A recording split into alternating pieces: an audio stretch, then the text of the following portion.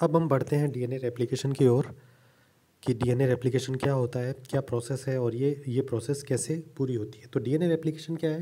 DNA replication का मतलब है कि डीएनए की एक कॉपी से मल्टीपल कॉपीज़ का निर्माण करना, एक कॉपी से दो कॉपीज़ का बनना। तो ये बनना क्यों ज़रूरी होता है?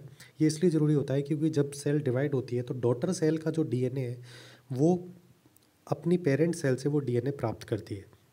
तो ये जो नया जो डीएनए है जो डॉटर सेल को चाहिए, वो कहाँ से आता है? वो पेरेंट सेल के डीएनए के रेप्लिकेशन से आता है।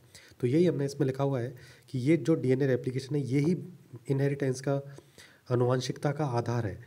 तो जब ये काम हम जर्म सेल्स में करते हैं तो यही जर्म सेल्स गैमीट्स बना करके आगे वाली जनरेशन में पास हो जाती हैं और हमको पेरेंटल गुण जो है वो प्रोजेनी के अंदर देखने को मिलते हैं। तो डीएनए रेप्लिकेशन जेनेटिक्स की बेसिक मैकेनिज्म है जहाँ पर डीएनए अपनी कॉपी बनाता है और इसी कॉपिंग जो प्रोसेस है उसको हम डीएनए रेप्लिकेशन बोलते हैं।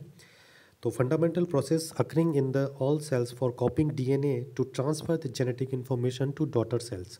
तो हर सेल के अंदर डीएनए है, जो वर्किंग सेल है वो डीएनए रेप्लिकेट करती है at the time of cell division.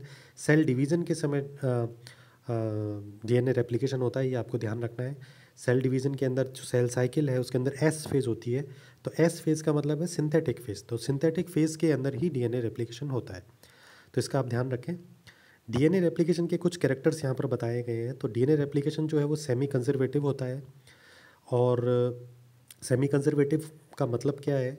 Semi conservative का मतलब ये है कि उसकी जो इन्फॉर्मेशन है वो आधी पुरानी होती है और आधी नई इन्फॉर्मेशन जो है वो, नई इन्फॉर्मेशन का मतलब ऐसा नहीं है कि नया कोई कैरेक्टर आ गया है। नए का मतलब सिर्फ इतना है कि एक स्ट्रैंड जो है वो पेरेंटल होता है, डबल स्ट्रैंडेड स्ट्रक्चर में से एक स्ट्रैंड पेरेंटल डीएनए से आता है और नया उसके सामने एक उसका एक पूरक स्ट्रैंड जो है वो सिंथेसाइज होता है, वो नया बनता है। तो पुराना स्ट्रैंड और नया स्ट्रैंड एक हाइब्रिड मॉलिक्यूल बनता है। इस प्रकार के डीएनए रेप्लिकेशन को बोलते हैं हम। इस डायग्राम में आप देख सकते हैं semi conservative mode of DNA replication. तो डीएनए रेप्लिकेशन का सबसे इंपॉर्टेंट चीज़ ये है कि ये सेमी कंजर्वेटिव नेचर का होता है और ये काम इसलिए हो सकता है क्योंकि base pairing, complementary base pairing होती है। तो नया स्ट्रैंड में जब बनेगा तो सिंथेसिस के लिए जो इन्फॉर्मेशन है वो पेरेंटल स्ट्रैंड को आधार मानते हुए आती है कि ए के सामने टी आना है, सी के सामने जी आना है।